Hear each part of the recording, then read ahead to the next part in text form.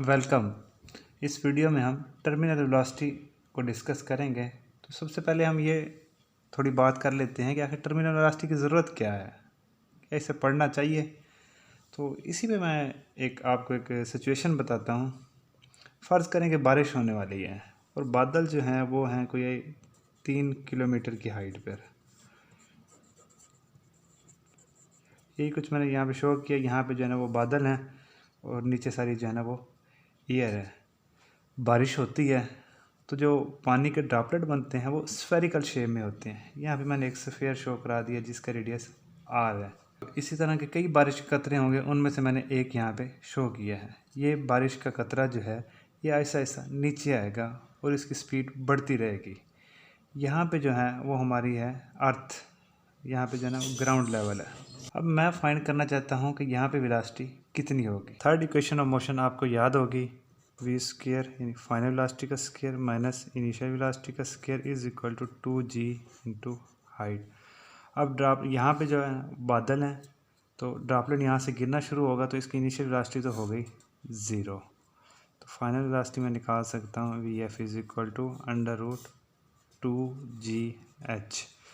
इसमें values plug in कर देता हूँ।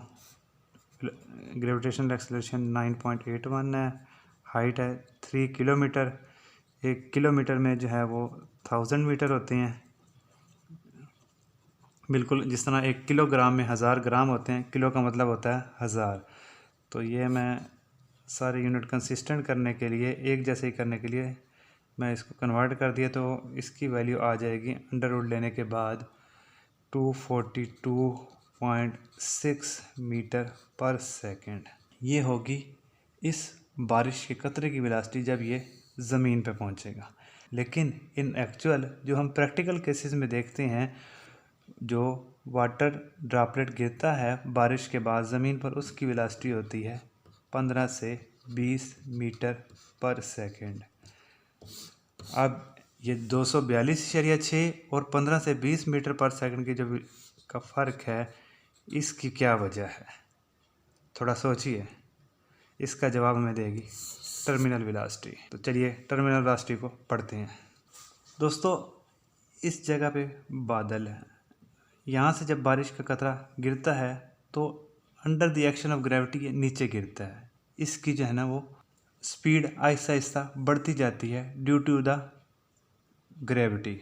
तो यहाँ पे जो है ना इसके वेट डाउनवर्ड एक्ट कर रहा है और यहाँ पे इस पर फोर्स लग रही होगी ग्रेविटी की वजह से। अब ये हवा में से होता हुआ आ रहा है तो हवा इसके ऊपर एक ड्रैग फोर्स लगाएगी जो इस मोशन को अपोज करेगी।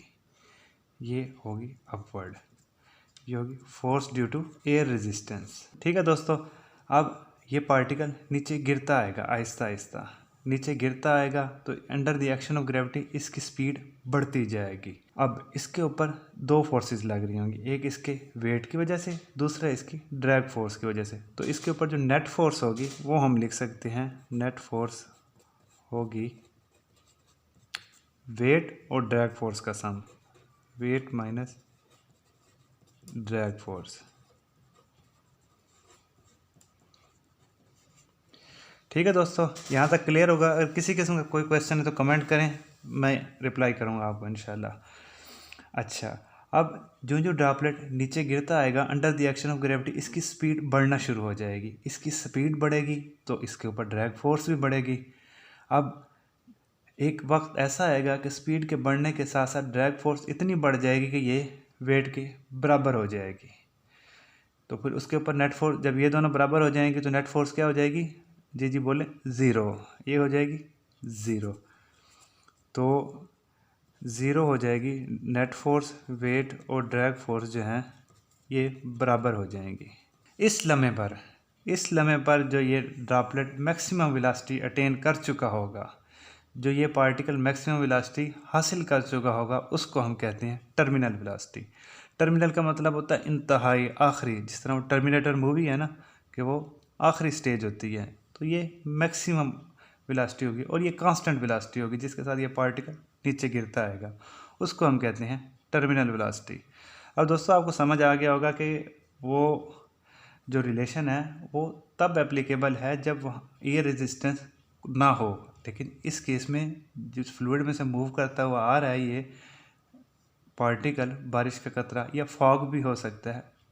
फॉग का मतलब ये है कि बाहर वाटर होगा और अंदर एयर भरी हुई होगी, तो ये केस भी हो सकता है। तो अब इस फॉग के ऊपर ये एयर एक ड्रैग लगा रही है, तो उसकी वजह से इसकी वेलोसिटी हम वो पहले वाले तरीके से फाइंड नहीं कर सकते, इसमें हम ड्रैग फोर्स को कंसीडर करना होगा। तो अब जिस वेलोसिटी से ये मूव करेगा नीचे वो मैक्सिमम वेलोसिटी होगी और कांस्टेंट वेलोसिटी होगी, उस वेलोसिटी को हम कहते हैं टर्मिनल वेलोसिटी। इसको डिफाइन कर लेते हैं, the maximum and constant velocity of an object इस केस में हमारा ये स्फेरिकल ड्रॉप है, फॉलिंग वर्टिकली डाउनवर्ड। ठीक हो गया। अब हम इसका रिलेशन ड्राइव करते हैं। वेट होता है जी mg और ड्रैग फोर्स हमने स्टोक्स लॉ की मदद से एक लास्ट लेक्चर में डिस्कस की थी, वो वहाँ से फाइंड करते हैं 6 पाई ईटा आर वी। इसको हम इक्वेशन 1 कह देते हैं। तो ये जो मैस है, मैस को हम लिख सकते हैं, ये है जी डेंसिटी ज़रबे वॉल्यूम। वॉल्यूम जो है वो स्फीयर का क्या होता है वो आपको पता है, वो हम पुट कर देते हैं 4/3 पाई आर क्यूब। सही हो गया।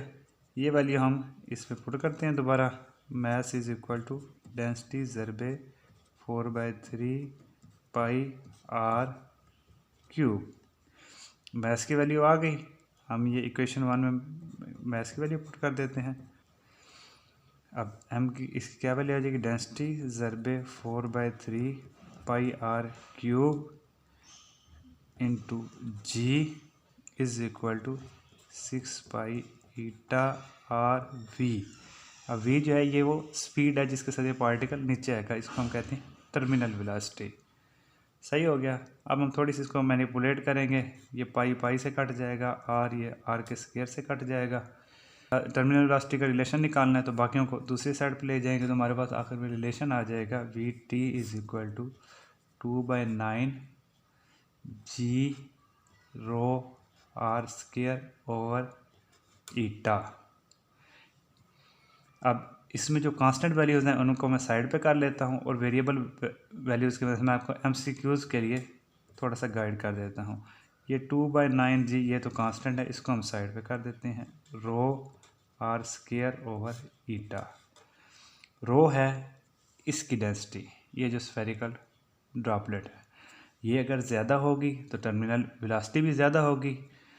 आर क्या है, इसका रेडियस है, यानी स्फीयर जितनी बड़ी होगी, स्फेरिकल पार्टिकल जितना बड़ा होगा उतना टर्मिनल वेलोसिटी ज़्यादा होगी। और ईटा है विस्कोसिटी, उस मीडियम की जिसमें से होता हुआ ये पार्टिकल आ रहा है। अगर ये विस्कोसिटी कम होगी तो टर्मिनल वेलोसिटी ज़्यादा होगी, और अगर ये विस्कोसिटी ज़्यादा होगी तो टर्मिनल वेलोसिटी कम होगी।